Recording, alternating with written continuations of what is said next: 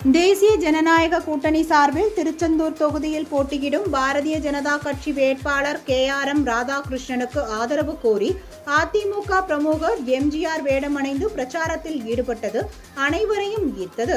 தேர்தலுக்கு இன்னும் சில தினங்களே உள்ள நிலையில் அதிமுக, திமுக உள்ளிட்ட பல்வேறு கட்சி நிர்வாகிகள் வீதி வீதியாக சென்று மக்களை சந்தித்து வாக்கு சேகரித்து வருகின்றனர்.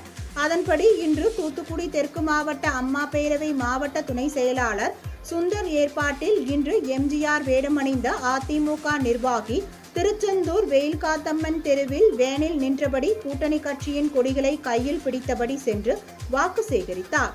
இதில் அதிமுக மற்றும் பாஜகவினர் ஏராளமானோர் கலந்து கொண்டனர்.